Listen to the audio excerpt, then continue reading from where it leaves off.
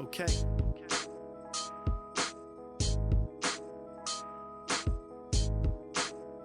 Yeah. I'm on. Yeah, if I'm gone, I'm going in a blaze of glory. Middle finger to the niggas that did nothing for me. See niggas tried to clown cause I ain't got a degree.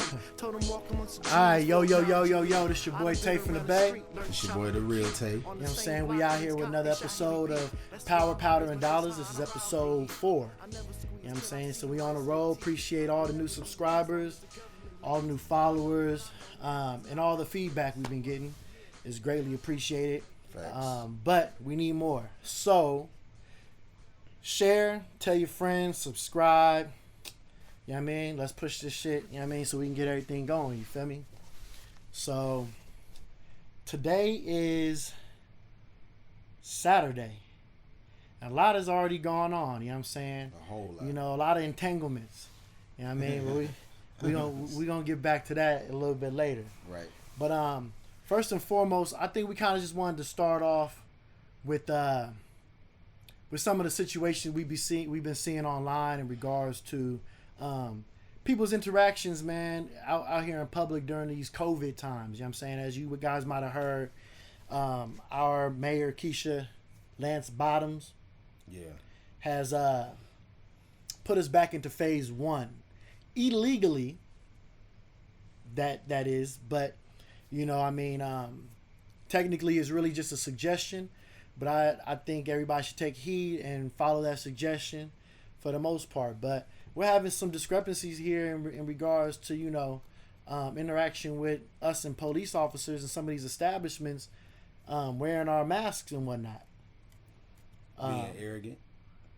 That's what you think it is? That's what I think it is, bro.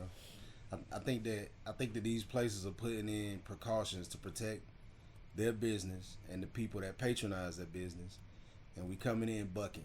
You know what I'm saying? If they're telling you to wear the mask, you need to wear the mask, man. And it ain't.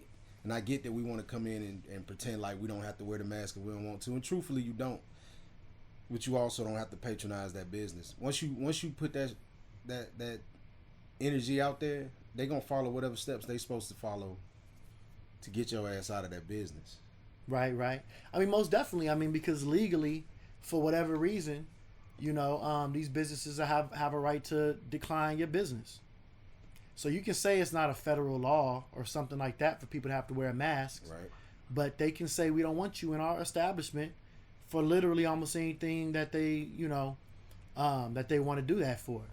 You know what I'm saying? But at the end of the day, you know, you're just not going to win. I think we have to think, and we have to understand that we playing chess, not checkers. Right. But what we are out there currently doing is playing checkers. You feel me? We react, we get mad, the police get called, and then we getting slammed on the ground and things like that. Like in a predictable fashion.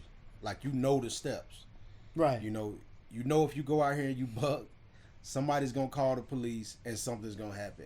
And I can tell you, like, I don't know if people pushing it because they want to make a story or because they want to be a part of this movement as the person on the news.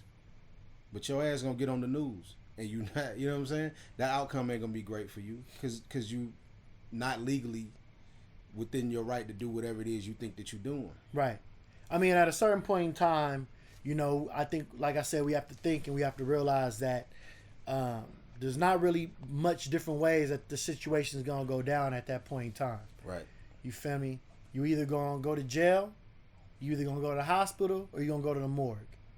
Now, if you have a legal bone to stand on, if you're really doing something that's not illegal, you should just be laughing. You should laugh, chuckle, and let them know this lawsuit coming for you ass. You know what I mean? And to be real with you, a lot of these cut and dry, that was clearly racism, that was clearly illegal what the police officer did. Man, these lawyers are taking that shit pro bono. Because they know they about to get cashed out. We're not pro bono. But they not looking for no money particularly up front. There's some taking it pro bono. There are some taking it pro bono. There's groups of people out there that are funding your legal representation. Man, this is this video I seen. This young dude who's waiting outside this apartment complex for his friends. Uh-huh. And the officer comes and asks him for ID and shit, and he's like, I don't have to show you ID. And the officer's like pushing him and putting his hands on him. The kids come out that he's waiting for it, and he's like, see, I told your ass I was waiting for these dudes. Right. Now the officer want to make up a lie, and somebody's video recording it. Officer want to make up a lie talking about he pushed me, he put hands on me. They arrest him, and they at least take him to jail. Right. I don't know if he got checked in or anything like that, or booked or whatnot, but he got released, and now he's suing them. Now he could have fought, he could have got his ass beat, he could have ended up dead, then he wouldn't have had nothing to stand on. You know what I'm saying?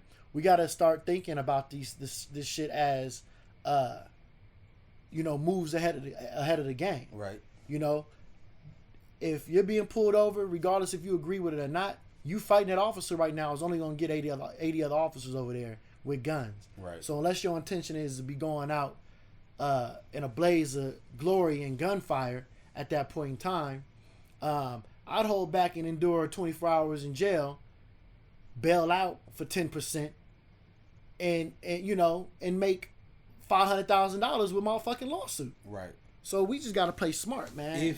If you're able to do that. Well, that's all dependent upon if you're the one in the wrong or if they're the ones in the wrong. Right. And some of us gonna walk into this situation with an extensive history already. Don't do it. You know what I'm saying? Right. Some of this shit is just it's too easy to just do the right thing, right? What you mean an extensive history? Criminal history. You feel me? If you show up in court for an arraignment and you looking to think that you just gonna get this bail and you gonna get representation behind it, and you've already been up to this fuckery for 10 years. Yeah, but that's all dependent upon who you are, right? In actuality, right? If you know and if you're being real with yourself and you're being introspective and you're like, you know what? I've been arrested 88 different times, man, because I've been on some fuck shit. Is a little bit different than if you're one of the motherfuckers that legit, one of these black people out here that's legit just been picked on by police. Right. Which exists. You know what I'm saying? Yeah. I mean, but because there's hella cases where, like, we get to see the publicizing. You know what I'm saying? We get to see when it was clearly wrong. Right. But there's a lot of cases where, even clearly wrong, but cases where an officer may not have been wrong. We don't see all of it. You feel me? Right, So a lot of people get to feel that empowerment. Like, yeah, if they do something and it's illegal, like, nah, you may die from this shit. And if you die, you don't have a story. You know what I'm saying? Right. If nobody's there to record that, there's no justice for that. Like, whatever story gets painted by that officer is what the fuck happened. See, that's the benefit of things like live, like, Instagram Live and Facebook Live. It might not be getting recorded right off rip. Not most of the time, I feel like it is, but somebody can screen record. You know what I'm saying? Right. And if you go on, if something's happening, I get fearful, especially for some of my partners I know. You know what I mean? Kind of be out there when they go live. Sometimes I just click on just to see what's going on. You know what I mean? So you gotta keep an eye on your friends, and we gotta think about these kind of things. Let me see what's going on, because they don't go live too often. Facts. And I'll click on and go, all right, they just bullshit out here. Definitely screen record them live. Yeah, you know what I'm saying? I mean, with the police. even if you see motherfucker that you don't know getting pulled over, or it look like an aggressive situation, and you might just be getting some gas, man. Right. Just kind of, I ain't saying get in everybody's business, but you can make it a point to help police the police. I mean, most definitely. That's how the Black Panther Party got started. Right. To help police the police. You know what I mean? The police were... Don't police it to the point where you get yourself killed. Nah. But start recording it, though. And make it known that you recorded.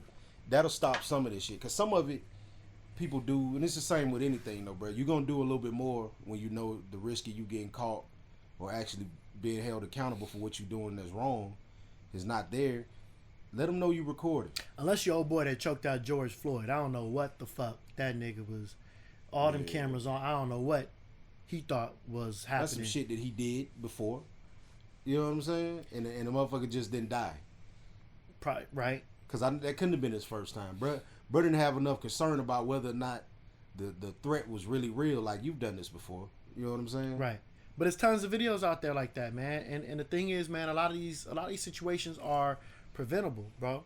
Like, I understand your ego, and we all got egos, and we're all men, but you also got family, mothers, daughters, and sisters and brothers. Right. And at the end of the day, success is the best revenge. You know what I mean? And if you're not doing nothing wrong, bro, if I'm not doing nothing wrong, and I'm talking to the officer and I'm expressing that what you're doing is illegal, you know, I'll decline doing it until it gets to the point where he's like, get out the car. Then I'm getting out the fucking car. Or I'm gonna put my hands up and I'm saying I'm not moving.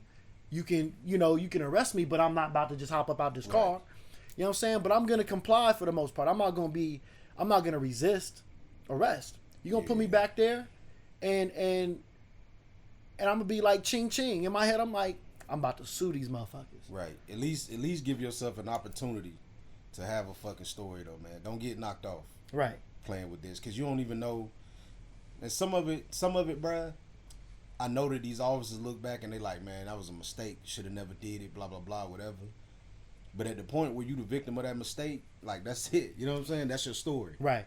You That's don't get the none of end that. it. Right. You know what I'm saying? But just take it, bruh. And it's some of the minor shit. If they ask you to see an ID, weigh your options, bruh. Like, what are the chances of you actually having to physically confront this situation? I mean, know the law. You know what There's I'm saying? something called a cost-benefit analysis. You have to analyze the cost and the benefit of what decisions you're about to make. Right. And that's when it goes back to the conversation which I said we're not taught how to think. We're not taught how to assess current situations for the future cost, the current cost, you know what I mean? Or the future benefit and the current benefit. We react towards the now. And we got to get out of that. We're too amped up, we're too emotional, and we react off of emotion. We don't think. Right. As a people, it's just the truth. We don't think. You know what I'm saying? Think about what's going to happen right now. This officer has 88 cameras on him now. He's telling you to put your hands behind your back. His ego ain't going to allow him to take that shit back now. At all. At the very least, what's going to happen is you're going to go in the back of that police car, detained, and he's going to open the car door back up and say, all right, you're free to go. If he know he's doing something wrong, and he gets a senior officer that says, be easy. Right. And even still, I just watched this thing where this dude made $75,000 because he's telling officers, I'm not doing anything wrong. I'm not answering any questions. And they say, well, then you're going to jail. He goes, fine. But you know this is illegal. He's sitting in the police car. The video's on him. They're talking to him. He ain't saying nothing. They ask him, does he understand? He ain't saying nothing. They're like, all right, get out the car. He gets out the car. They uncuff him. He won a settlement for like $75,000. He didn't even go to jail. But that's not going to happen if you sit there and you start fighting, because there's no laws that says that resisting, which is crazy to me, charging somebody with resisting arrest has to have a primary arrest or a primary reason for arrest. Right. You can legit pull somebody over for bullshit and then arrest them for bullshit, and when they resist, say, I'm arresting you now for resisting arrest. So you pulled over for a tail light, and that can turn into a felony. Right. Right. And keep your mouth shut. I mean, Please keep your mouth shut. We like to keep your mouth shut. They don't need to hear nothing, and nothing that you're gonna say to them gonna help them. Let them know that you know your rights. Let them know that they're doing something illegal, and that's it. And 10 times out of 10, you're gonna incriminate yourself talking. Just shut it up. Right. Even if you're not doing anything, there's so many other loopholes and shit with the legalities behind it. Once you start speaking, that fucks you up. You feel me? And you like, man, I was just trying to hurry up and get to the store. Oh, there's gonna be an attorney in court. Oh, you were trying to hurry up, so you were in fact speeding. You were speeding. Yeah, you don't. You know what I'm saying? Just shut it up. Just shut up. You know what I mean? You got to give them some information. Pass that information. Sit still, man. But this is a game of chess, man. You know what I mean? And we got to think ahead. We have to think before we act, and that goes into all types of our fucking situations. You feel me? We could talk about this whole situation that just happened over 4th of July weekend with all these people getting shot and all these kids getting shot. Right. You know what I mean? On video, in crowds. Let me ask you a question. The history of our community committing crimes, the crimes that we do commit, we don't get away with them shits. Nah. So, what makes you think that in a community that's already going through what we're going through right now is going to allow this dude to shoot this little 8-year-old girl in Atlanta. All these businesses got cameras. Banks got cameras. Right. Cars got cameras. Police got cameras. Everybody's got a camera in their pocket. Everybody.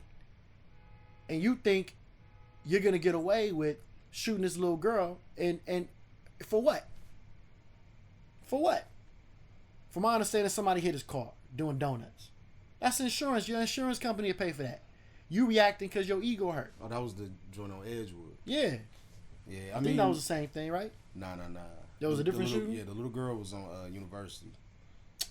Right down the street from it. But if I ain't mistaken, I read a story on that said that the parents weren't cooperating. Like, listen to what I'm saying, bro.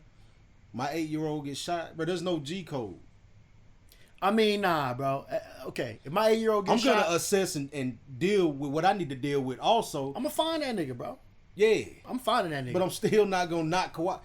Like it's one thing if you involved in some shit, then yeah, you hold your own with it. But you're not gonna. My daughter's not gonna be the victim. You feel me? Right. And then we get here and I don't got no information. Right. Like, yeah, bro, it was a black car, blah blah blah, whatever. And I'm gonna get out here and do my own due diligence also, but bro, you don't. I mean, you owe it to your kids to not be that dude, bro. Not snitching is not for civilians, bro. If you ain't out here in the streets committing crimes, then you ain't got no reason to not be a normal civilian. And when you see something going on, especially to the detriment of your community, speak up about it. 100. Right. Or unless you about to handle it yourself. Yeah, you know what I mean, but the crazy part is we'll live in communities where they'll say we need to handle this shit ourselves, and they don't want to be the one that they're not the one walking down the street trying to find a motherfucker. They're not gonna handle it. Right. You know what I'm saying? That's the number one. Is there's a motherfucker who just killed an 8-year-old, and then there's a parent probably don't even have a weapon. Right. Understand when you confront him, his concern about your life is a little different. You know what I'm saying? You gonna walk into a situation where now this motherfucker might have took 2 people out of your family, 3 people.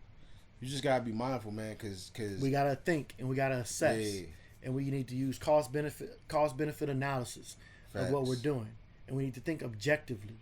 You know what I'm saying, about these situations. Right. You feel me? As an adult, as I've gotten older in my life, I don't really care as much what everybody the fuck around me think.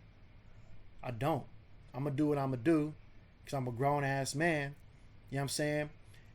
And you know, if you hurt my child, I am cooperating, but I'm also looking for your ass. Right. You know what I'm saying?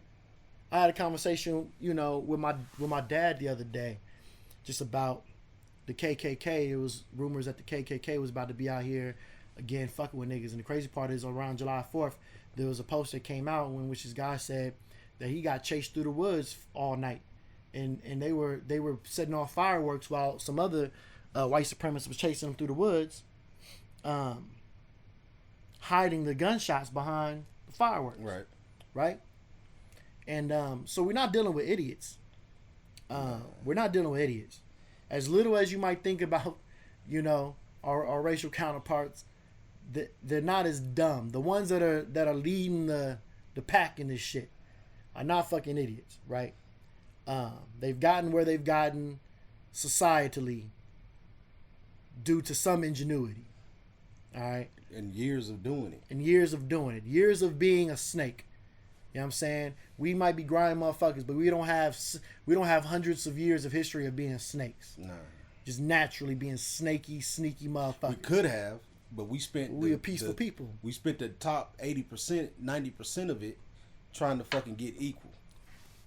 And it's just now what people understand it like that. And before that, we all that time educating.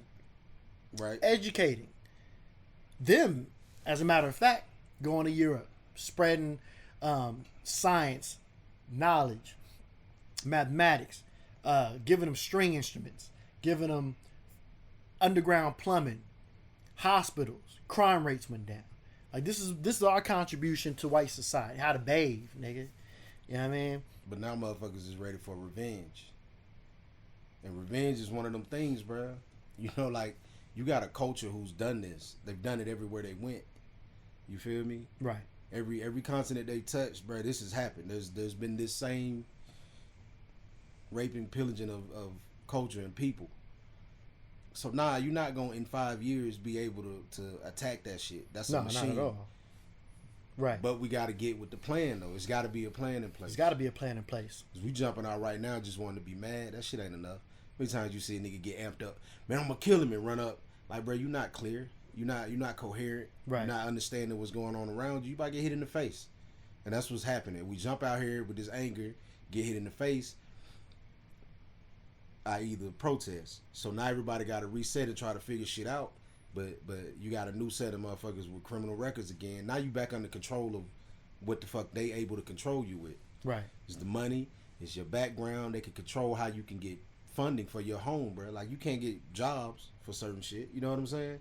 They back in control of that shit, man. We don't got enough of a foundation with how we actually are able to interact to help each other yet. This is going to be a controversial statement that I'm about to make, but it's like, I'm not going to say, I'm not Kanye West. I don't think we allowed ourselves to be slaves. But in a sense, we're allowing some of these things to happen because we have a history of incidents to where we should be molding our future practices off of, right? I was more so mad at Ahmaud Arbery, than I was sad about that situation. And the reason why I can say I was mad was because, I'm from California. One of the first things I did when I moved here was buy a gun. Not because I moved over here off of, where they consider, the hood or whatnot like that. Not for my brothers and sisters out here, but because I was working for a furniture company where we would be driving out in the boondocks in Alabama where niggas got Confederate flags hanging everywhere, and I said, fuck this, I'm giving me a gun. So in this day and age with all this shit happening to black people in the streets, and you're walking down the street unarmed, unprotected, by yourself, you're kind of forfeiting your life, right? Right. We can always talk about what people could do. But those people that are doing these horrible things to you aren't living by the same morals that you are. At all. We could all argue that ideologically a woman should be able to walk down the street butt ass naked and not be raped. Ideologically. Right? But we know people rape. So what ideology do you think the motherfucker raping you has? Not that one. So you're placing yourself out there to be taken advantage of. And then when something wrong happens, you're complaining about morals to an immoral person. Right. That shouldn't have happened to you. He knows. And he don't give a fuck. Right. He took what he wanted. Right? So if you're walking down the street by yourself as a single black woman in the middle of the night after leaving a bar, club, or whatever, and you don't have something to protect yourself, you're not asking for it, but you're allowing it to happen to you. You're not acknowledging the reality, fact bro. That can and probably will happen. Yeah, it's you know what I'm saying? You're placing yourself in a position to be a victim. You got to protect yourself. When that shit happens, like, it's easy for us to jump on the movements, and women do it all the time. They blast you. Just because I got on this, it don't mean I want to be this, that, or whatever. Like, understand that exactly like what you just said. That shit is gonna happen because there's people doing it. And that nigga don't care. He don't care. Yeah, the whole reason it's even a thing is because it's happened. You feel me? So if you come out here, you go over a nigga house, and you drink with him, and you didn't intend to come have sex with him, and he take advantage of that, not blaming you for the fact that he did it, but I'm also allow you to be responsible for the fact that you placed yourself in that situation. Be mindful, you know what I'm saying? It's not to say that you did anything wrong as a woman, but you got to be mindful and be more protective of yourself. Of who house you going over. Yeah. You meet a nigga and you just go over his house, right? Everybody ain't playing the same rules for the game. Niggas is playing football with basketball rules out here, bro. Right. You feel me? Shout out E40. You brought you brought the knife to the gunfight. And then you're complaining to the niggas saying, that's not fair. You got a gun, I got a knife. And they don't give a fuck. That's why they got the gun. That's what. Yeah. If they gave a fuck, they'd have said, "Oh, that's a knife you have." He about to laugh while he squeezed that trigger.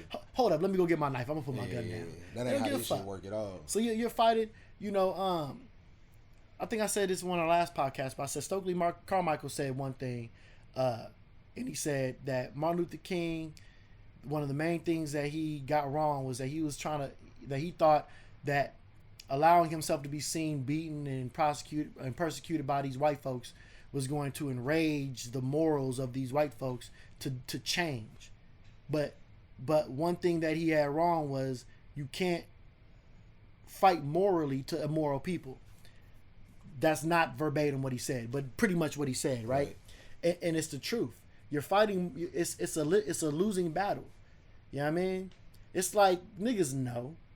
It'd be 5 niggas surrounding you. Be like, you'd be like, oh man, let me get the fair one. Let me get the fair one. And all niggas is laughing, saying, nah, nigga, we don't fight 1-on-1, nigga. And they gonna jump your ass and stomp you on the ground, high five, giggle, laugh, and go do what the fuck they do after that, and not give a fuck. And you ain't gonna.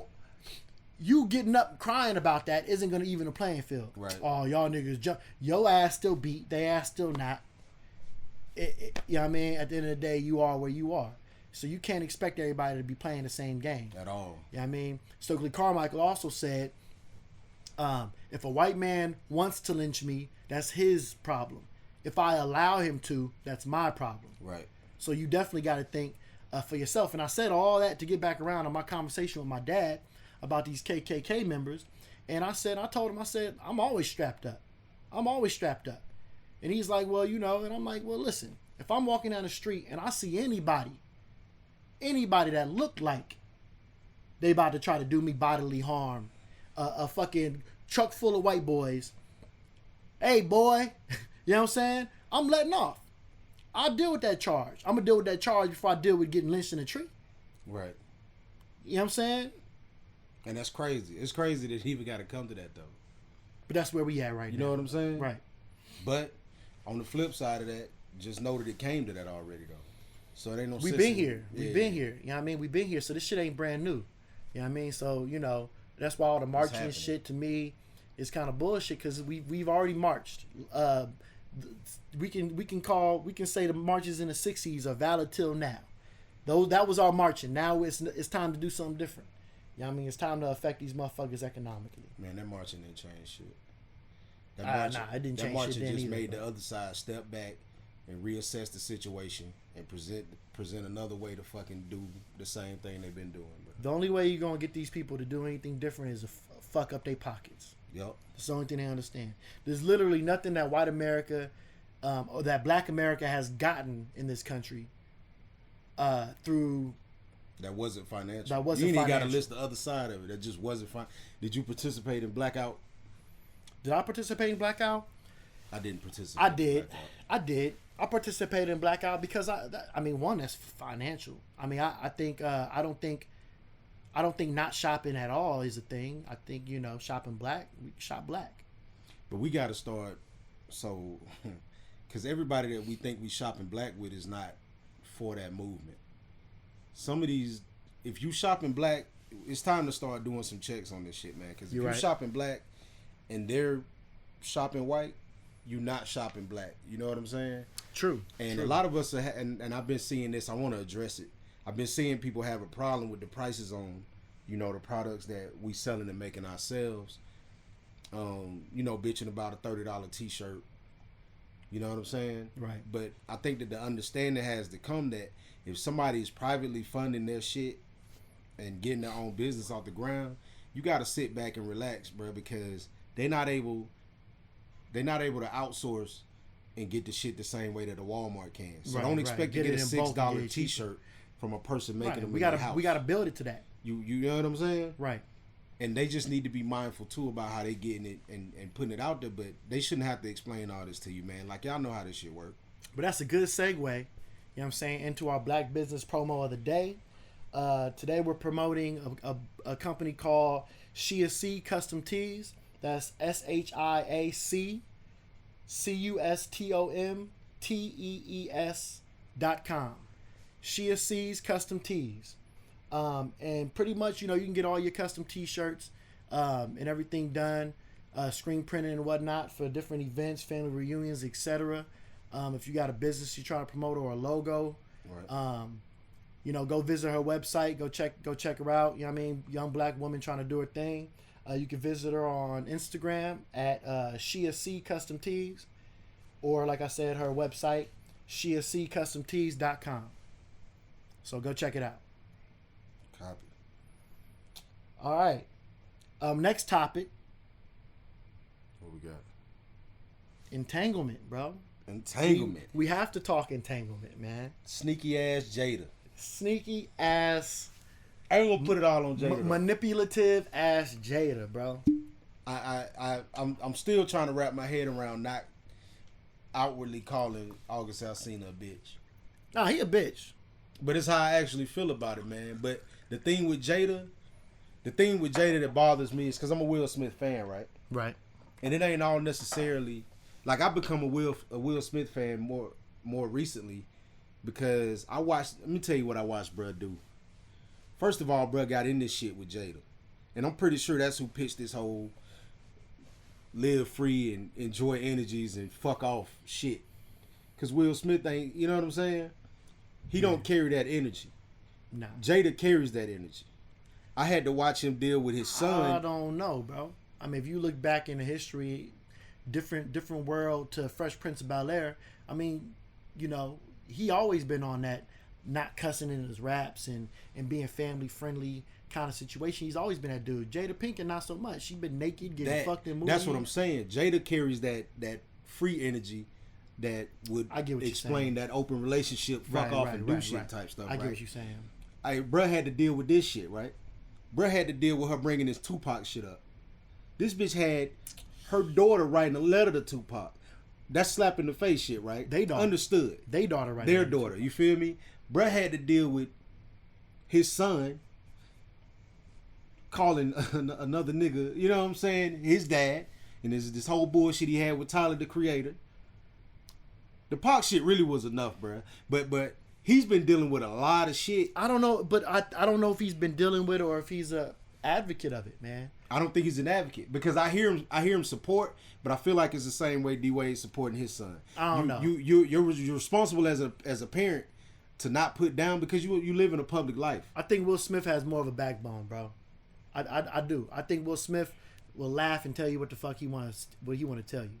Right. I mean, I think Will Smith is more. He's more backbone. Him and Jada's relationship is a lot older, a lot longer. Yeah, I mean, than Gabrielle Union and Dwayne Wade. They've been through a lot more shit. And I mean, I just think they're a lot more in common than we really think we are. I think Will Smith is a lot more private, man. He comes out and he talks almost as borderline Scientology shit. You know what I mean? But hey, he's evolved, bro. I don't blame anybody for the situation that happened. I think people's act like they can't listen for the August shit. I blame him completely. No, I'm saying who knows what occurred in this situation to where they were separated in the first place. From the Red Table Talk conversation, she was pretty much saying when he said I want revenge, ha ha key. She said, I think you've gotten it already. And he said, oh, yeah, you might be right. So he's done his dirt too, right? So who knows what caused the separation or what caused the bitterness that apparently she was a grown-ass woman 4 years ago, grown-ass woman 4 years ago, and needed to find herself as a grown-ass woman. Bro, if you're going to make your private life public, be straight up. That interview that they did with each other, bro, I'm not getting straight up vibes from it. I'm getting oh yeah, I was through with your ass. Like, come on, bro. You know what I'm saying? Realistically. Yeah, why were you through? What was going on in that situation? You ain't even got to go that far, but like, be realistic. Because right now, y'all planned and put together a common motherfucking way to approach it so that the public can relax more. And because Jada Pinkett has a way of speaking. You feel me? She's she manipulative. chooses her words She's carefully. very verbally manipulative. Yeah, and there's people out here who need red table talks in their own lives. So the way that she says shit can easily get you tricked into believing that she's speaking about healing and shit. Truthfully, bruh, she's just speaking her shit down so that you don't have to make judgments on it. Because right now, it comes back around to her looking powerful again for accepting and coming out and saying that shit. But realistically, if we want to be for real about it, in our community, that's whole shit. Like, it was just straight out whole shit, bruh. If you didn't address... I mean, for her fucking off and doing it this way.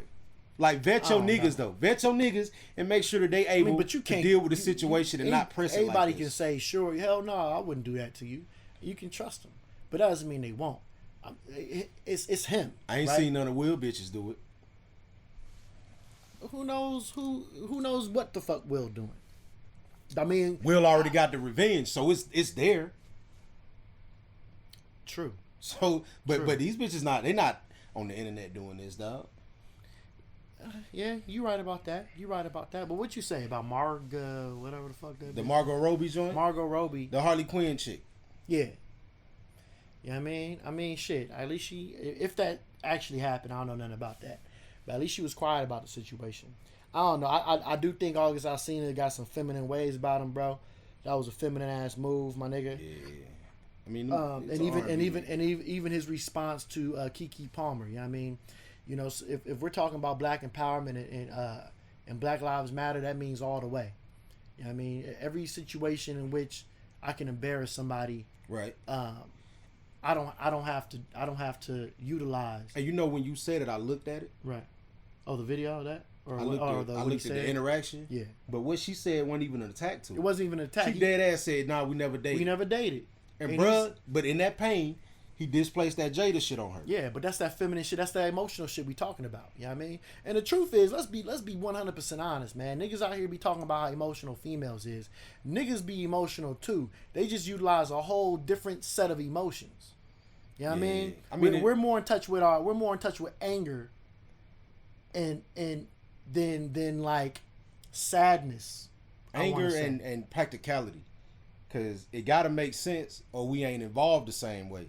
But it ain't all the way to sad emotion. It ain't all the way to I want to act out and cry emotion. Right. But we damn sure carry. I mean, people are equally emotional, bro. There's no sex that's more emotional. Right. Just utilize different sets of emotions. It's It's generally different sets of emotions. Generally, niggas don't utilize the same set of emotions as women do, and vice versa. But you know, we got to get off this whole women are just emotional kind of thing. You know what I mean? Yes, men are more logical. We are. It's the truth. But we're also more extremes. You know what I mean? Even you know, tests to tell you or science to tell you that, and this is gonna be controversial too, you have more men geniuses out there than women geniuses. But the rub is this: you have more male geniuses than women geniuses, but you also have more male idiots than women idiots. Women kind of tend to be more along, you know, balanced. Right. Men are either extra dumb or extra smart. And to clarify when you say that, Right. because somebody's gonna do it. What? My best friend was a mental kid. You know what I'm saying? Right. Don't speak about your one fucking extreme. Your singular situation. In general, though. In general, right? We don't even know how to have these discussions like that because there's always somebody. My friend, my this, my that. You want to pull out your whole statement false, right? Because they know a person. Because you know a person. That's like me saying I ain't never really been fucked with by police.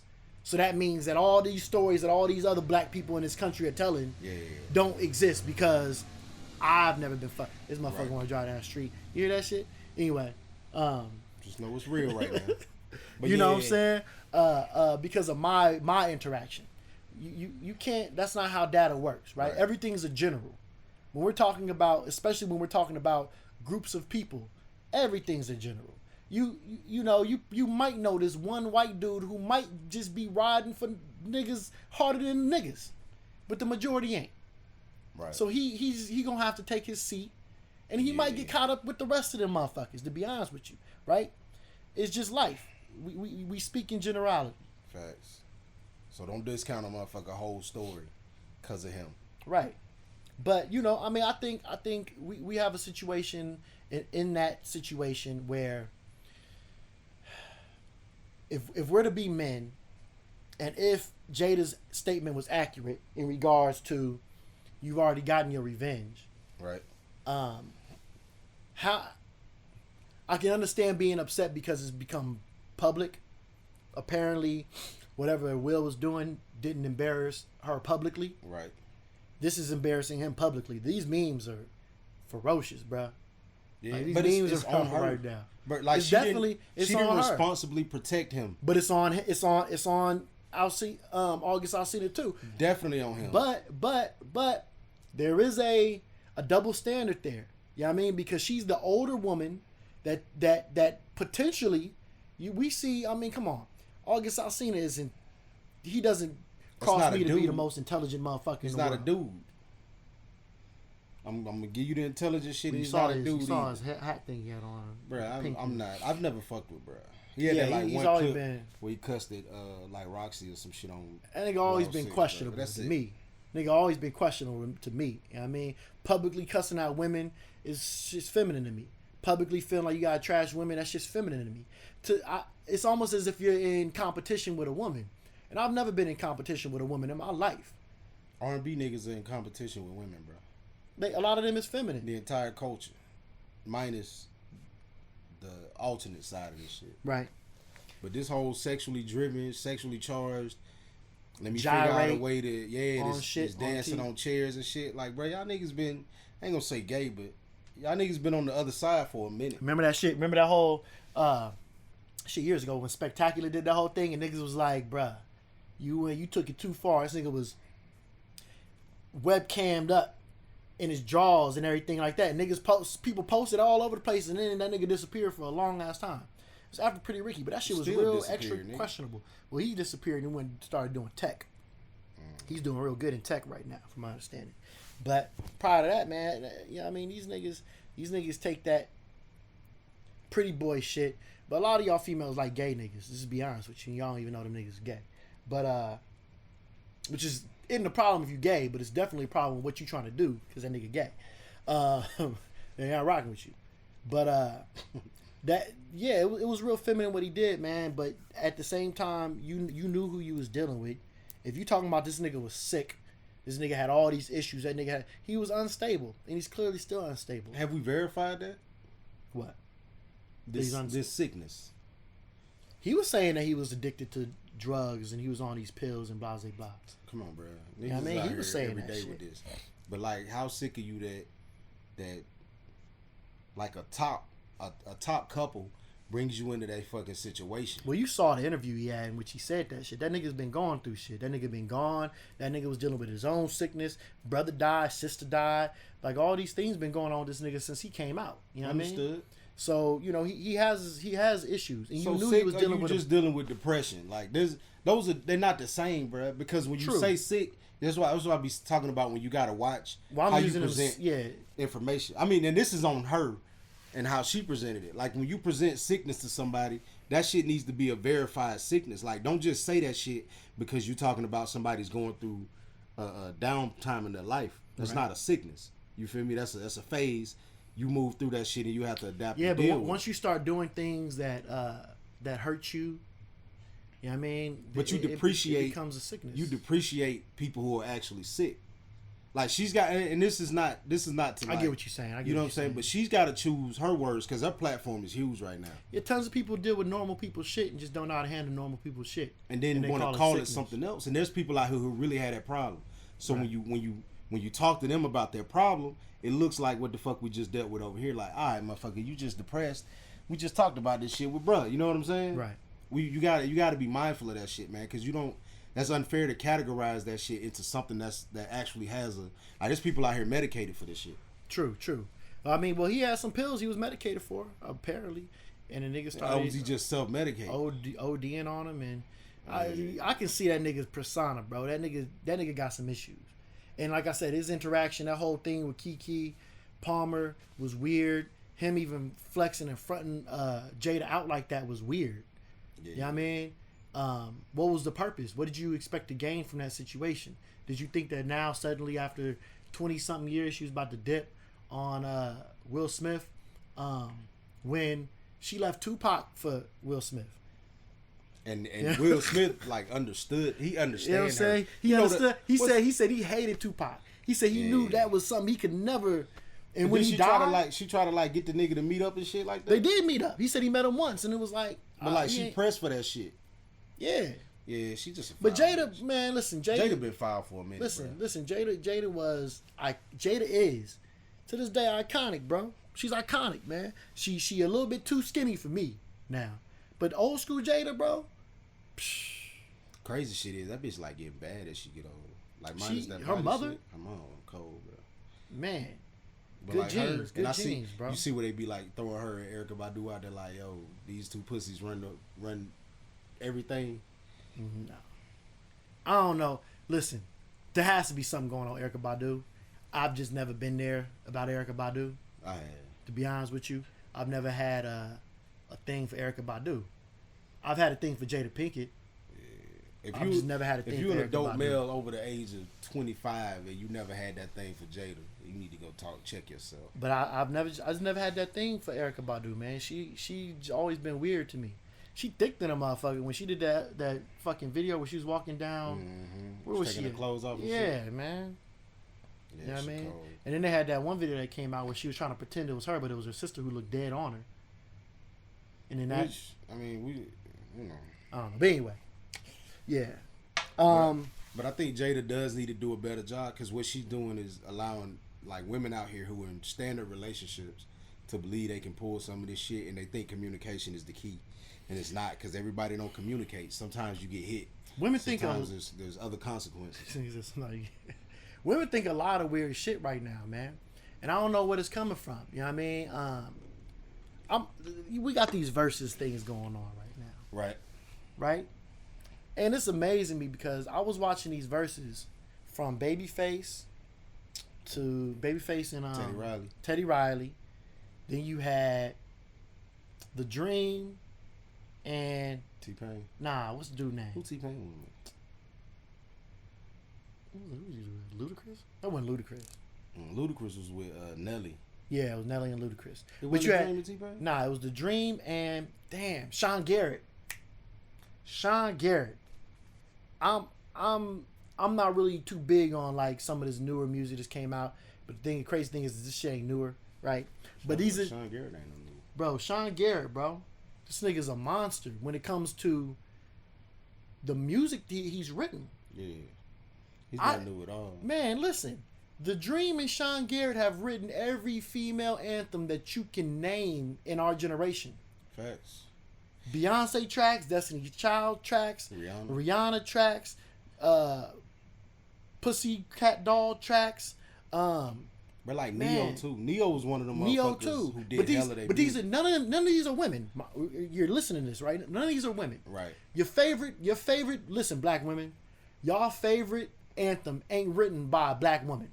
Right. Your favorite anthem is written by a nigga that you would look at and consider a fuck nigga. A nigga that's able to fall into the shoes of a woman. A nigga that effectively convey these fucking emotions. No. They're telling you what you want to hear. This isn't reality. That's the problem. Facts. Women are biting onto this shit as if this shit is real, and they're building their lives off of these songs, bro. Like when Independent, all that shit came out, bro. The amount of women that was like, I don't need no nigga, I'm independent, while Beyonce is about to marry or was married to Jay-Z. She was married as fuck. Like she was years married. Lemonade was about a moment in time. But did Jay have writing credits on Lemonade? I don't know. But I know Lemonade was about a moment in time. About hardships that she was going through in her relationship. I know women that left niggas after Lemonade. Yeah. One of my I got. She's still married. Beyonce's still married. You got cut off? There we go. She's still married. Y'all are changing y'all whole lives based on people's moment in times, and some of these moment in times they didn't even write. A fuck nigga wrote. Sean Garrett's on live talking about I fuck with all these bitches. This is the kind of nigga. The Dream was being chastised because he was cheating on Christina Milian all over the place. Right. These is fuck niggas that's writing your female anthems. You think they're telling you the truth? Or do you think they just telling you what they know you want to hear? And y'all are biting onto it instead of biting onto reality. And the reality is you guys are ending up lonely. As fuck. And it needs to be said, and it's going to get a whole bunch of flack. Y'all are ended up lonely. If you want to deal with a black, you can go get you a white man, maybe, I guess. I don't know. Hey. Don't come the fuck back when you do though. You can go get you your white man, maybe. But there's something that's going on in the black community right now, and especially when it comes down to black men and boys. You got to understand the plight that's affecting black men and boys, and that you guys are being raised up on this pedestal as a chess move to fuck up the black family unit. Right. It's just the truth, right? So you listen to these women criteria. It's amazing what makes these women think that they are the prize in these situations. We do. Niggas. And we don't keep it honest, right? We should both be each other's prize, but if you want to break it down, look, I can be 50, 60 years old. If I want to start a family at 70 years old, I can start a family. I might not be there long. Right. But I can go marry younger, which most men do. I can still impregnate a woman if my shit work, right? And I can create a family. Listen, your value starts to diminish as a woman once you hit the age of 30. It diminishes before that, depending on how you treat yourself. Hell yeah, it diminishes before that's that law of marginal depreciation, bro. The more used and the lower the demand for something, right? The value drops. You're not gonna, you know what I'm saying, go buy a brand new car and resell that shit tomorrow for more than what you bought it for. It depreciates. There are more black women in society than black men. So demand is not high. Like, we can find you everywhere. We can find you everywhere. We don't got to go looking. You feel me? Yeah. What you're looking for is just unrealistic. 6'2". I want me a man over 6 foot. You know the population of men in this country, of all men? Of men or the population? The population period is under 1%. That are over 6 foot. Yep. So now of men, I think which is like, it's not high though. It's like 10% ish in America. It's yeah. Most of them are in America, I want to say, but it's very low. In America, it's still higher than it is in the world, because in the world it's lower than it is in America. Right. But it's very low, right? The amount of black men in this country that make 6 figures is very low. They want right? abs and shit. They want full head of hair. They want full head abs. of hair. You know what I'm saying? They want abs. They want 6 foot, and they want. You feel me? And they want this man that makes over 6 figures that can literally have his pick of any woman. Right. That might be very might be better looking than you. And she wants this shit, but meanwhile, as soon as he dates you and he step out somewhere, somebody got a clip of like 3 niggas dogging you out in college. Maybe your value ain't there. You know what I'm saying? And I'm not saying that shit like that was slick jokingly, but it's a for real thing. Like, they discount the baggage of shit that they carry. Though. Or you're being shit. combative, bro. Like the women think that men want what they want. Right. Why wouldn't this man want me? I got my own money. I work for myself. Niggas care about 2 things. They want affirmation and sex. Right. They want you to make them feel like a man, verbally and physically. A man wants to feel like a man. Right. It's cooking, clean, all that shit is extra shit, right? It is. It's a plus. They need 2 things: sex and affirmation. They can go get that from somewhere else. They're gonna go get that. And I know women, y'all have y'all needs as well. But the thing is, this man can do you dirty at 38 and be 40 years old, and now you got a kid, because 9 times out of 10 you want the kid with you, and he loves his kids, but let's be honest, it works for him to go have his kid. Yeah. We're not programmed for that. We not. The blood didn't run through our child and our bodies for 9 months. Yeah. We didn't share hormonal changes for 9 months, right? We planted a seed. You know what I mean? And being a man, you want to raise that seed. But if we have to, you take the kid, and we're gonna do what we're gonna do. Facts. So you're 60-something. You're 30-something years old with a kid. I'm 40-something years old with the kid, but don't live with me. Most men date younger. Most women date older. So I can still go and find me if I say, let me start over again. I can go find me a 20-something-year-old woman. Right. and it not look weird, because that's how all of y'all is anyway, right? Majority. Plant a seed in her, create a child, create a family, and that be that. Right. You can't do that as a woman. You can't start all over. I'm not saying that to say take any type of bullshit that a nigga give you. But you gotta understand when you're blessed with a nigga that fuck with you. Yeah. And the same way as Jada and Will, what they say, you don't know who gonna rock with you forever until y'all hit those walls. Right. And y'all get over them. Right. I mean, no relationship perfect out this bitch. And women gotta understand that. I hate to be like this, but all of y'all ain't queens, man. Like we want to believe it, and I want the best for all of you. And I all want y'all queens, all y'all nah, queens. the fuck you not. Some of y'all actually are hoes, bro. Some of y'all are actually garbage bitches. There's some garbage. Some of us are garbage niggas. Like that. This is for real though. You feel me?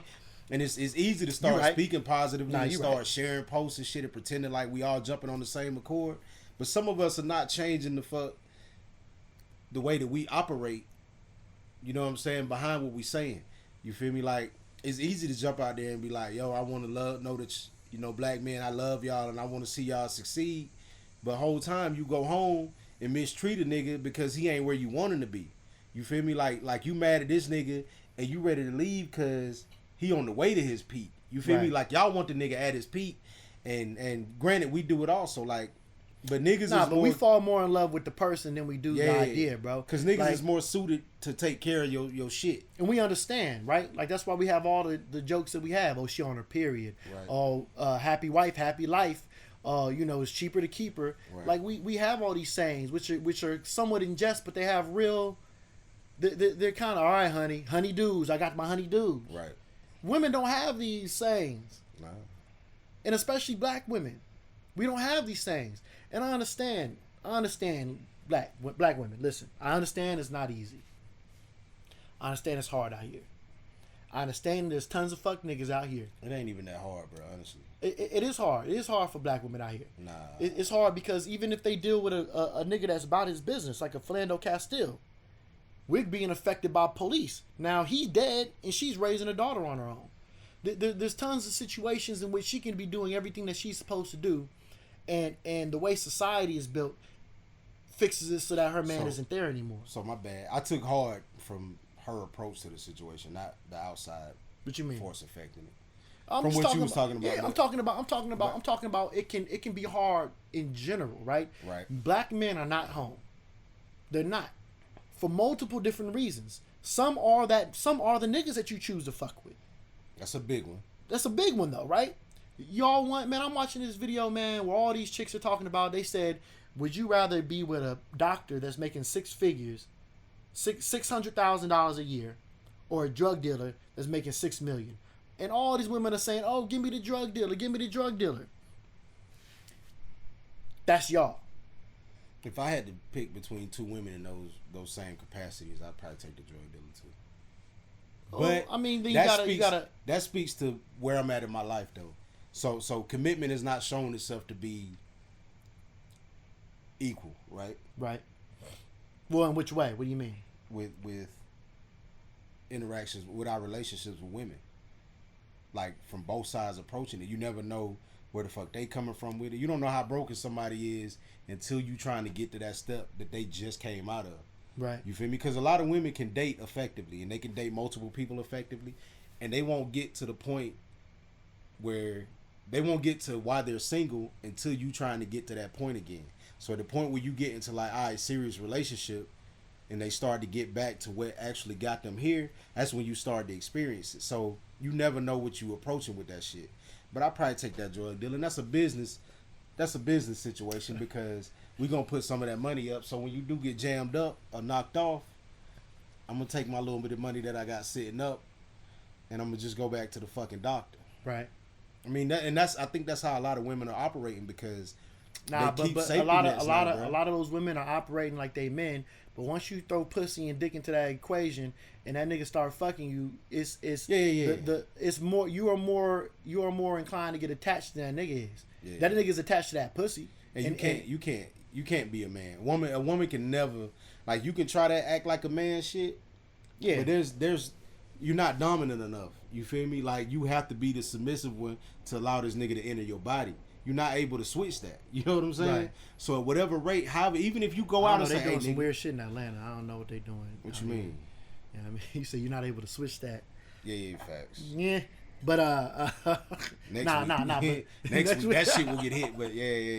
You know what I'm saying? I just think that women are being, I think they're misguided right now. I think there's a lot of confusion around how the fuck to approach these situations, and I think a lot of the root of it is because we as men in general are not able to convey, you know what I'm saying, like a positive enough thought that we can sit down, communicate, and figure this shit out together. It comes back to us attacking them or them attacking us. Well, there's no progress. I got a female homegirl. Well, I got a homegirl of mine who pretty much told me, you know what I'm saying, that there have been times in which she kind of fell back, and she fell back because she was like, she didn't feel like I supported her. And I was like, in which way? And she was like, because, you know, you don't support the things that I want to do. And I said, well, because I have opinions about some of the things that you're doing. I don't agree. I can't support if I don't agree with what you're doing. And so she fell back, and then she came back and was like, you know, you're right. You're like one of the only dudes that I have that's like a partner of mine, and I'm used to these women. And a lot of women are yes girl kind of women, right? And so women get, I feel like, inclined to be mirrored, their opinions mirrored. And then when you don't agree or mirror their opinion, suddenly you're not being supportive. Right. And that's a problem. That means that, and then you run away. Nobody can be real with you. And the issue is communication, and the issue is men's ability to be honest with the women that they're dealing with about what the problems is, and, you know what I mean, without feeling bad or without seeming like they're fucked up niggas, or without being repercussions. Or even knowing the what to communicate. Because I catch that shit a lot. Like, a lot of us have had an issue, and we just don't know what the fuck the issue is. Like, you know that you don't feel right. Right. You know that you want to act out a certain way. You know that you feel resentment, but you don't know what the fuck it is. And it's hard to verbalize the shit when you can't place it yourself. You know what I'm saying? Right. Like, you looking at her, and she might have did some dumb shit, like when they had lunch with an old friend from school. You feel a way about it. You don't want to say it's cheating. You don't want to address it. But you can, you know what I'm saying? You can feel what you feel, but you don't know how to say that shit. I've never been picky like that. You know what I mean? Nah, like, you know, I've never been the kind of nigga that go through a phone. You know what I'm saying? I worry about where you at for your safety, not because I'm worried about who you with. At the end of the day, you're gonna do what you're gonna do. You know what I mean? And sometimes women are better at hiding it than men. So me harping and me stressing myself out about something that you might be doing and I might be catching you or not. Look, if I walk into my house and I find you in the bed with a nigga, that's a different thing. But I'm not sneaking home to make sure that you not home with a nigga. Yeah, that's too much. Right. And that's control, bro. You gotta release that control. Like, give a fuck if you've been with somebody for 40 years, you don't control them. If they want to do something, you're an individual. they doing it. And you're allowed to, right? You're allowed to do whatever you want to do. And I'm allowed to say what I'm going to accept or not. Right. Period. And back to, if I come in my house and I catch my girl in the bed with a nigga, I'm not me. I don't know about, I'm not beating nobody ass. You got 3 decisions. Get the fuck bro. up out of here. Like, bro, you gotta leave. I'm gonna scrap with you, or I'm not fighting since nobody. This bitch already on the dog shit, we might as well G this bitch. You know what I'm saying? Like, I don't know how trifling you want to be with it, but I mean, there are options though. You know what I'm saying? And how, depending on how dog you are, because some niggas out there is gonna agree. We just gonna G this bitch and then she out. You know what I'm saying? I don't doubt that. Because you got it. Because at that point, a lot of us a lot of them same niggas is gonna agree to sit there and cry, baby, why? Facts. Why? But they gonna talk to their partners. Yeah, they gonna talk to their homeboys and act like, yeah, at least get the G off and get some of that egg off your face, bro. Because that pain, bro, you don't niggas don't know how to go. They just gotta go, man. They just gotta go.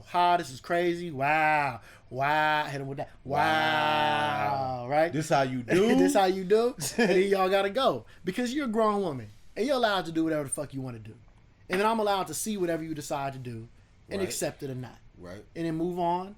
Or accept it. And to be honest with you, if I'm the kind of nigga that done did my dirt and been caught up doing my dirt, and I catch you having done dirt. Let's let bygones be bygones. If you let me take my pass, Debatable. It depends on who it is. that's ego, bro. That's ego. Nah. It depends on who it is. It's as far as ego. what. It's ego, like, and it attacks me, like, mentally with how I deal with her. You feel me? But there's some situations I've been in, and the shit that I know that she did to me, and I know she did it to somebody else. Nah, bro, I'm not doing it. And it is ego. And I'm not tripping about that shit. But at the same time, you know what I mean? Like if you about to go creep out on your chick, you more liberal than me too, bro. This is the intimate shit. You bro. a Cali nigga. I'm from South Georgia. I'm from South Georgia. I just don't like the hypocrisy of it, right? There's the intimate shit, right? Right. Like the things that I consider intimate and the things that I know she consider intimate, right? I'm not sitting here condoning cheating on your girl, or not. Live y'all life, do what the fuck y'all do.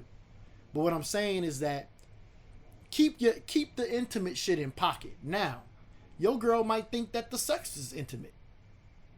I mean, let right? the sex be. But what's intimacy to you, right? That's what's important, right? Does she know that pet name that you call her, your girl, she knows that that's intimate to you. You call her that because out of love. Are you going over to this other chick and using that same pet name on that chick? So if your girl call you Sugar Bear, and that's y'all shit, that's my shit. And you look at the phone and she texting Sugar Bear to some nigga, like, yeah, that's a problem. That's a problem. But if I know I fucked you the first night I met you because you're just a sexual being, right? If I know that, right, and I fucked you the first night I met you, and I know you're a sexual being, and before we got real serious, it was about fucking, right? And you go fuck a nigga. First night though. First night, I don't necessarily. That's not.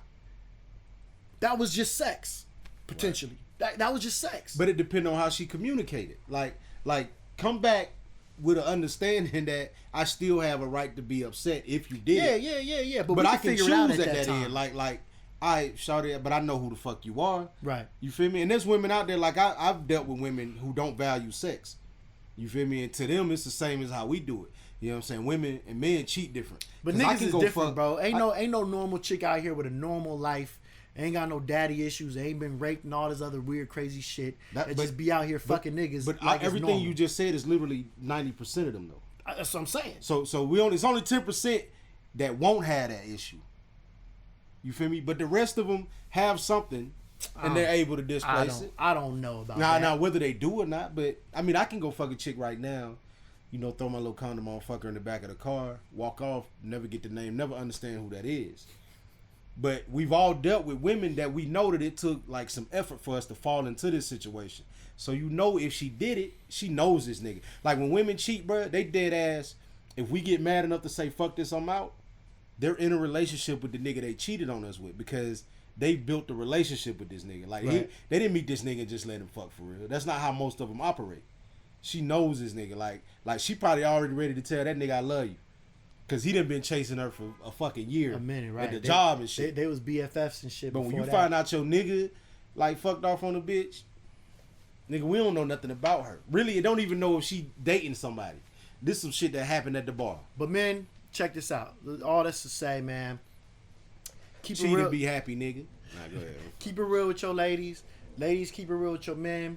Be able to think about it objectively. Be able to separate emotion or your emotion from it, because if he's saying it, that's how he really feels. And for him, and for the person to be saying it, that means that they care enough to say it. They care enough to want to figure it out. If they didn't, they just say, "Man, is she acting up? Fuck this shit, I'm out." Right. So, and understand that we, you know, keep your expectations realistic and communicate. The reality is not what's being portrayed out here on social media.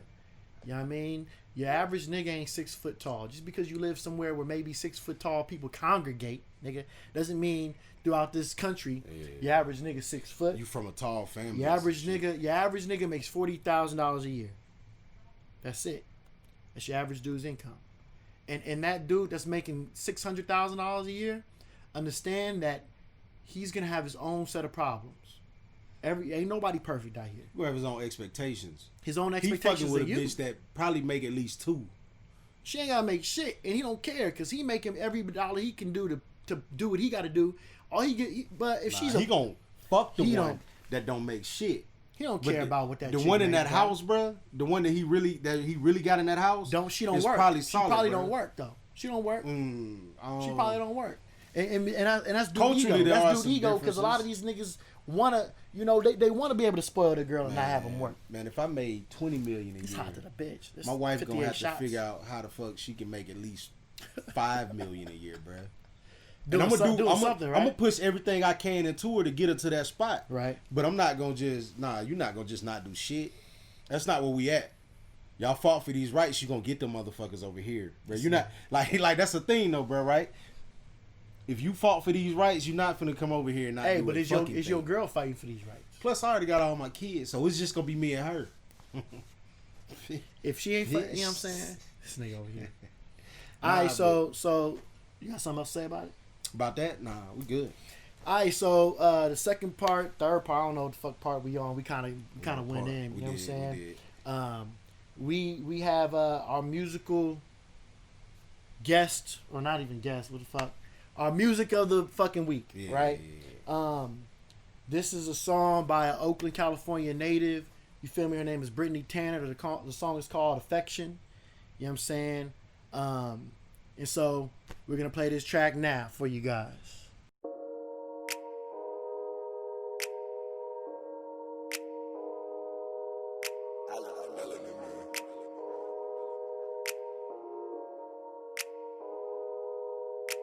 I wanna feel your passion, yeah, I wanna feel your love. Need a disposition like when I was your crush. Tell me what's your status, can you really open up to us, to us, to us? Shouldn't have to ask for affection. Shouldn't have to beg for love, shouldn't even be a question. When I know I'm more than worthy of. You see me one way, and you think I'm gon' stay. Bust down right now, that pain real out. We both made some moves, but are you willing to lose this love, this love, this love? Be the same energy I'm giving to you. Tell me what you gonna do, gonna do. I wanna feel your passion, yeah, I wanna feel your love. Need a disposition like when I was your crush. Tell me what's your status, can you really open up to us, to us? Should I still be waiting for a ring now? All these years that I've been holding you down. Need a pen to match a queen's crown. This kind of air don't always roll the town. I lifted you up, so baby, give me your trust. Blow smoke through clouds, I see you now.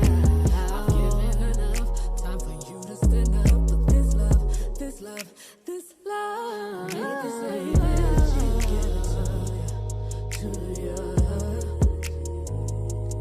Tell me what you gonna do, gonna do. I wanna feel your passion, yeah, I wanna feel your love. Need a disposition like when I was your crush. Tell me what's your status, can you really open up to us, to us, to us?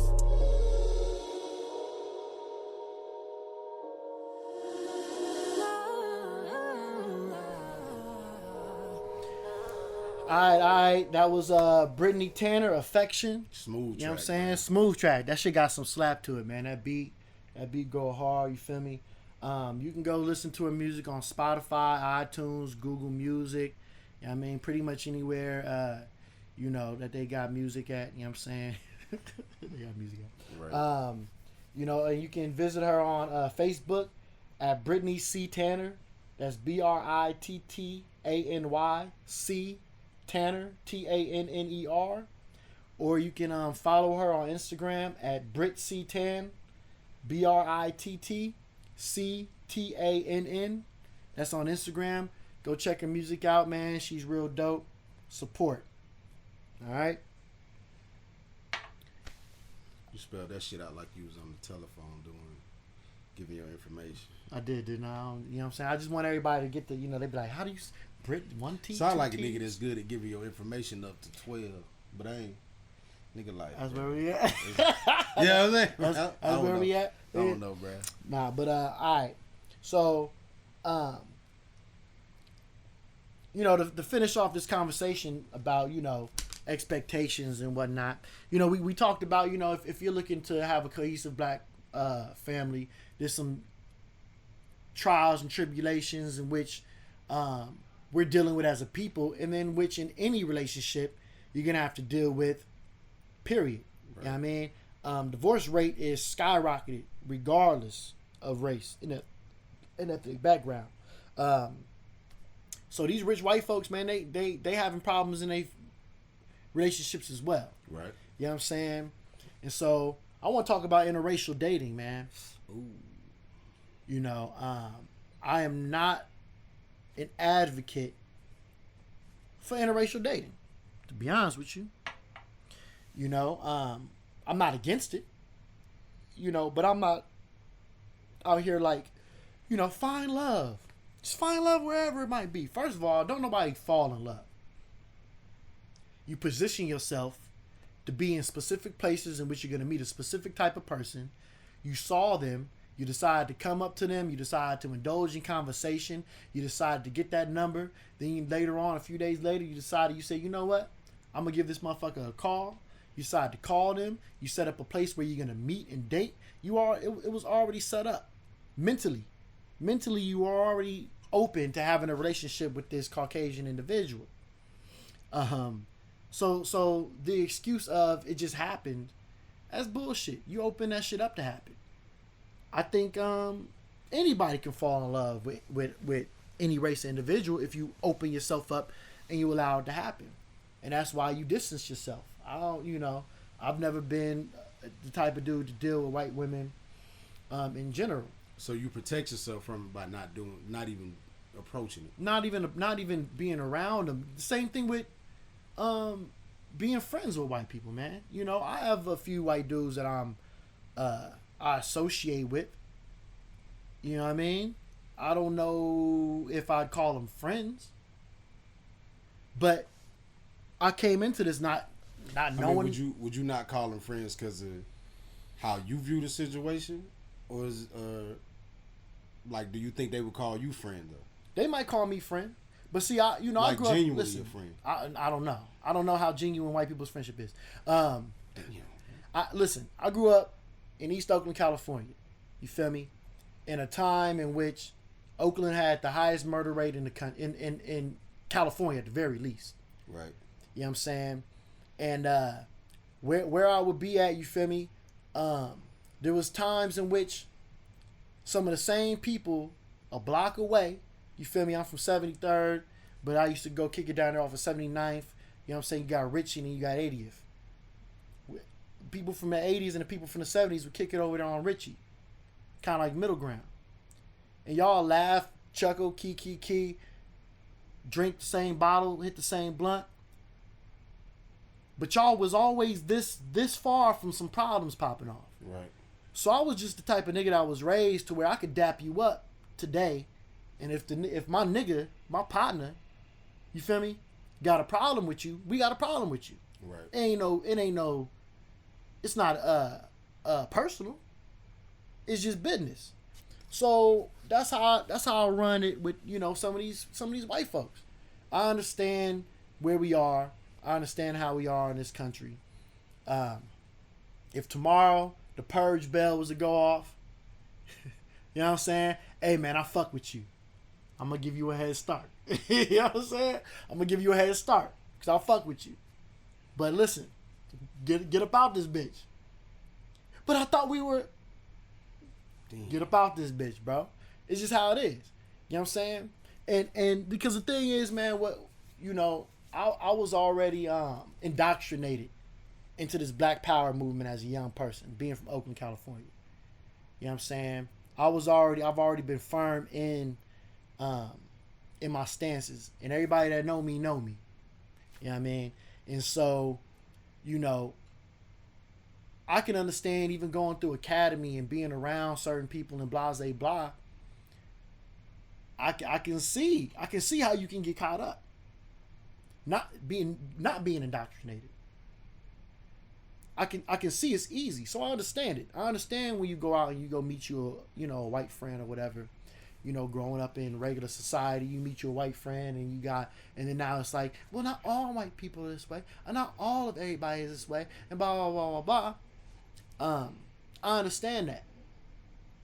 So that's why I distance myself from those situations. Because if I can feel how you could do that, already being somebody that's been fully indoctrinated into this Black Power movement, then I can definitely understand how you could fall into that, having not been, and you being one of these motherfuckers is just now getting woke. You know what I mean? But I definitely think that the major issue with interracial dating is you can't speak for me as a representation of Black society not in a relationship with a Black woman or a Black man if you're a Black woman. Right. So there's something there, you know what I'm saying? And if you're just one of the people that want to roam around talking about, I'm just me, I don't want to have anything to do with this black white shit, I'm just a human being, you know what I'm saying? And you date you a white girl, then cool on you. But don't be one of these motherfuckers that be out here dating outside of their race and don't want to send me posts on Black Power and Black empowerment. And definitely don't post when you find out that your spouse ain't about to move with you on this shit. If you got you know what I'm saying, you got a white wife and you like, yo, they did this, blah, blah, blah. And she like, look, we don't need to go out here and get involved. Don't get mad at her, bro. Listen, white women love Black men because what they can do to them physically. It's historic. There are whole safaris in Africa and the Caribbean for it. That I'm gonna give you that initially, but I also think that Black men present a higher step on any category that you're gonna throw out there. I think all women on this fucking planet love Black men. Yeah, but and I don't think it's all physical. But I think we're smarter. I think we have more charisma. I think we have more attraction that we can pull from people outside of who we are. Our culture, bro. That's a good point. That's a good point. Away. We got what they call it, swag. Swag. We got all this shit. You know. But that's a good point. But I think that all goes back to what makes somebody attractive to a woman. Darker is always more attractive. This is in nature. With lions, right? They put those lions out there that got like the blonde mane. Mm-hmm. They're more likely to get cast out and ignored by the lionesses, right? Than the lions with the dark mane. In any study that you use, darkness and contrast from the shit that you're around creates more attraction from the opposite sex. I know that we've been bred to be genetically strong in this country. Right. You know what I'm saying? To be honest with you, you go, from my understanding, you go to Africa, some of these places, there's some short people in Africa. There's whole pygmy tribes. Yeah, you know what I mean? But there's also tribes where the average motherfucker's 6'3". Oh yeah, East Africa kind of shit, Kenya. But we've been bred, honestly, to be physically and everything superior, because we was the ones that was supposed to be out there, doing the manual labor. Yeah. You know what I'm saying? So it's full on bred, because if me and you travel to about 80% of Africa, we probably bigger than 100% of everybody in that country. And you gotta know what the fuck cameras do. You know what I'm saying? You ever see a motherfucker that looks swole as shit on a camera, and because he's just sitting out here in air, and then you walk up to him and he's 4'11". Yeah. He's swole, but he 4'11". Yeah.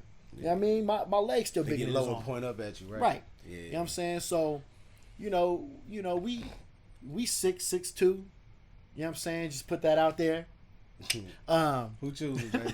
You know what I'm saying? 6'2" out here and shit. You know what I'm saying? And we're pretty solidly built dudes, but I think and I think some of the things that we've been through due to the way our culture is kind of makes us a little bit more aggressive, and sometimes or potentially we can be more aggressive, and I think that's just attractive to women, right? The ability to protect.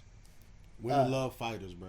Fighters, the ability to protect, strength, intelligence, all that shit, swag, all that shit is what attracts you to a woman. Anyway, still. But, you know, when you're seeing these white women out there that are protesting, they're saying Black Lives Matter, all I fuck with is black dick. It's like because that's learned behavior. They're learning that shit from our culture, because that's how we talk to each other. So they putting an ear in and picking this shit up. Like a black woman telling me, yo, I fucks with that black dick. I know what you're saying, shawty, but that's how we communicate. But I know it carries something deeper than that. Well, however you relay it, I just know this. White women love black men, but hate black women. I know this. Right. White women love black men, but they hate black women. I mean, they have to. They will raise their little black son to be a representation or a twin of their father. But have them have a little girl, that girl's not black no more. That girl is like her, and she ain't gonna have those ghetto hairstyles in her hair. She's not gonna act. They hate black women, and so you have to understand what you're getting when you're I mean, that's the reproducing with these. That's the competition. I don't hate black men. Black men are my competition in society, but I don't hate black men. Nah. Like, this is their competition, like, on the menial shit, though. The trivial ass level of seducing a black man. Like, this shit. What's the difference? This shit had been going on, like when white women were taking the fucking indentured servants, right, and having sex with them. They weren't looking for servants, slaves, nigga. Yeah. Slaves. I don't want to demonetize. You know what I'm saying? But what I'm saying, I think what I'm saying all is, our conversations, we're not getting monetized. Yeah, anyway, whatever. YouTube, Yeah, they about to put our shit at the bottom of them. Yeah, facts. But their their whole, what they were battling at that point was to go get the strongest, most stable nigga out here. That competition was her against that nigga's wife, who was also there. That's who got him shipped off for real, bro. It wasn't the fucking actual master, bro. That's inherent shit, bro. And I know that we don't think that some of our behaviors and racism and shit like that is inherent. And I ain't gonna say that you necessarily born with the hatred, but you grow up in the shit. It's just the same. It's the same as being born with that shit. It is inherent, right? You listen to a lot of black people talk about, we don't want black superiority, we want black equality. Let me ask you all a question. This is the honest truth. If we get to a point in our black empowerment struggle where we're going is this very, very, very, very strong love for blackness, right? Right. This is where we're headed, right? Love for black people, love for everything black, love for dark skin, love for natural hair, love for black features, love for our history, love for even the things that we've been through. Right. And let's say we get equal. We get here. And Are you going to stop supporting black now? And are all those feelings going to go away to where you say, what, now we're equal? Now I'm going to start shopping white. Oh, they're here again. So now you supporting white. Oh, now I'm going to start shopping black until are you going to, yesterday I shopped white. So today, just to balance it out, I'm going to shop black. You know what I'm saying? If you have Walmart and Keisha Mart. Like, are you going to be pro-white to get them back up to equal? Yeah. No, that's not how this shit works. There's some people out here that's a yes. A lot of this racism shit is natural. It's natural. I'm not against it. I don't feel like they're doing anything particularly wrong. I think the sabotage is cheap. Be greater. Right. Be greater. You ain't got to sabotage. Be greater. But if I have a company, as I am now, mentally in love with my blackness and black people, and I have a black candidate, and I have a white candidate, and they both have the same criteria, you know what? You know what's going to draw me toward that black person? Probably commonality. Yeah, he looks like me. He looks like me. Shit. We've done some of the same shit. We probably come from a similar environment. Which is how this country went, and that's how the fucking affirmative action happened. Because then it made you have to look away from that. Right. But the white people owned the shit, and that was their commonality. That was their commonality.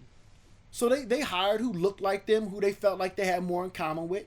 Because what's just going to get you the job more than your credentials is your people skills. We already know this, right? Beautiful people and people who are personable will get the job before somebody with the credentials. Right. Because they don't want to be rolling around with somebody that has all the credentials, but is a headache or awkward to work around. Yeah, nobody wants to be uncomfortable. Right? So if you know what's going on in America right now with the Me Too movement, then you understand why black women are finding it hard to grow in corporate America or even find people to work up under, because those people are too afraid that they're going to get Me Too'd for shit that they don't even know they Me Too'd on. So think about that when it comes down to race, right? It's natural. It should be that way. What we should do is when we get that position and we get that job and we own that business, do the same fucking thing. Do the same thing. We got to play the same game. Because if you're being honest with yourself, you're not going to, if you're really into this shit, you're not going to switch up once we become equal. Nah. You're going to keep supporting black. Not going to be able to. You're not going to go, and no white man is ever going to be able to come on TV and go, we're not getting no customers at our business.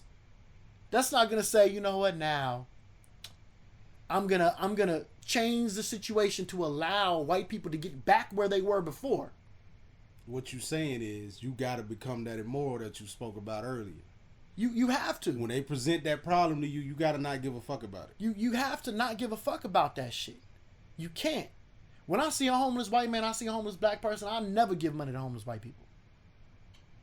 I don't always give money to homeless black people. I question homeless people about the circumstances behind this shit. But I mean, white people are assumed to have money.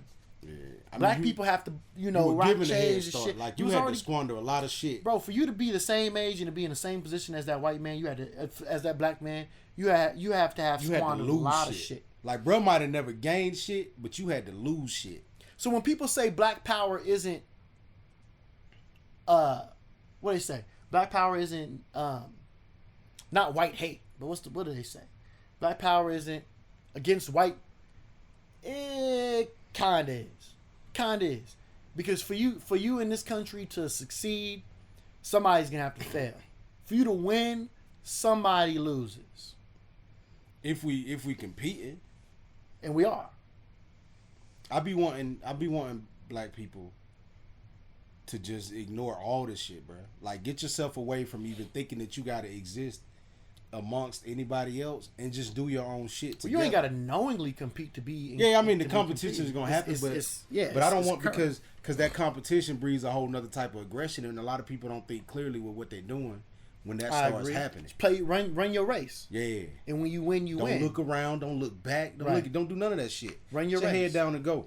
But what we gotta do, what we gotta understand is that in running your race, somebody's gonna lose and somebody's gonna fall back. And that's fine. Once you get that ribbon on your chest, right? Oh no, this is an ongoing race. Then you can look back. There's no ribbon, right? This is an ongoing race. You might be ahead right now. For hypotheticals and speaking now. No, for hypotheticals and speaking. Okay, you go with your example. But what I'm saying is, assume there's an end to this race. Right. That's at the very least the point where you able to even fathom that there's somebody else in this race. Like, right now, you got to understand that whatever you doing is you, your culture, your people, and you doing that shit. Don't look, don't feel, don't try to understand if anybody on you. Don't try to catch nothing. Just do you. Stay out of other people's shit. Right. Do your shit. But at the same time, my example, this race is forever going. Right? I mean, generation after generation. So what you guys are talking about when you say we just want equality means that once you get ahead, you're going to slow yourself down so that they can catch up. Right. That's what that means. I get what you're saying. And then, but what you got to understand is, in that situation, if they ever get ahead of you, if you slow yourself down and you trip, right? Because you have to be ready for anything that fucks you up, right? And you trip and they get ahead of you. Are they going to slow themselves down for you to ever get back in front again? Negative. Because I can tell you, if I was coming from behind and you did it, No. So an intelligent motherfucker is gonna keep their lead, and so you might relax a little bit, but you're not gonna slow. You might keep your pace, but if they start to slow down even more, the smart motherfucker is gonna keep their pace still and continue because that black love ain't going nowhere if you really meant it. Right. That love for self ain't going nowhere if you really meant it. You're not gonna go now. Okay, we're equal now. Hey, my white people, like, it's ingrained. You're indoctrinated at this point.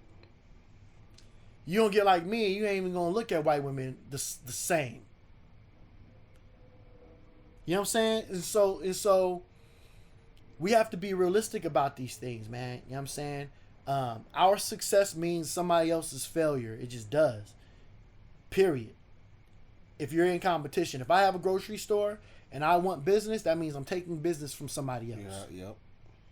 If I have a clothing company and I want business, that means I'm taking business from somebody else.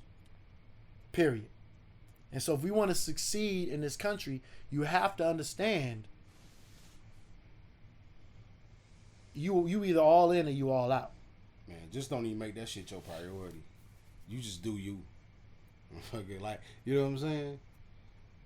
Fuck even thinking about the fact that somebody is losing something for me to gain what I'm gaining. Just keep gaining your shit. Keep gaining your shit. And gain. And at some point, somebody may bring it up to you like, hey, man, this the trail of destruction you left behind your come up. Just know that you already there. Keep going the fuck up, though. And then you do this. You know what I'm saying? Facts. You do this. But I don't think you should be looking around worried about who the fuck is going to suffer behind what you need to get accomplished, because your accomplishments are so fucking long and waiting. Like, they've been in the pocket, bro, for years. Years on years. Like, right. You don't owe it to nobody to have to deal with none of their shit at the expense of you not getting where you need to go. Get your shit, man. Take it. What Achilles said on Troy, nigga, what's beyond that beach? Immortality is yours. Take it. Take that shit, man. Don't sit back and wait. Don't sit back and concern yourself, because the only reason why we are where we are is because we concern ourselves with what other groups of people we're doing. Facts. We want to uplift everybody else. We have knowledge. Let me give it to you. And fighting for equality. We have knowledge. Let me give it to you. I'm not even talking about in this country. I'm talking about where we are, period. Like, before we even got here, right? How white people got to dominate everything is because we put them in a position to dominate. We said we were sharers and they weren't. Right. We said we have knowledge. Let's give it to you. Yeah. We have mechanics. We have music. We have. How to clean yourself. Let us give it to you. And then they took it, and they were barbarians with it. And so, in order to take it back, what they say, you got to be a wolf to catch a wolf. Mm-hmm. We got to be barbarians about it, but keep your wits. Right. And be strong, people. But we are at an hour and 37 minutes. We were going. But appreciate everybody that tuned in to this episode again. Definitely. Subscribe, share, leave comments, man. Let us know if you agree, disagree. Let us know if there's some subject matters in which we should discuss. You know what I mean? We're gonna have some raffles. We're gonna have some more music next time. We're gonna have some interviews at some point in time. I want to do a battle of the sexes, man. Facts. You know what I mean? Put y'all suggestions out there. Put y'all suggestions out here, man. You know what I'm saying? We running with this. We going. You feel me? And every week, hopefully, it get better. You know what I'm saying? So we up out of here. You know what I'm saying? I'm Tay from the Bay. The real Tay. Right? This is Power, Powder, and Dollars. Facts. We out. Yeah. Yeah, if I'm gone, I'm going in a blaze of glory. Middle finger to the niggas that did nothing for me. See niggas tried to clown cause I ain't got a degree. Told them walk amongst the G's for acknowledging me. I done been around the street, learned to chop up a key. On the same block, things cock, they shot, he repeat. That's why I raise my fist high and I ride with the heat. I never squeeze till I see the whites of their teeth. There'll never be peace long as the government leads. And I know what I know now cause knowledge is free. So yeah, I know I'm gonna make it. Right. Until that day come, I'ma fake it. Right. If that don't never work, I'ma take it. And I'ma keep taking till I'm motherfucking caking. Let's go.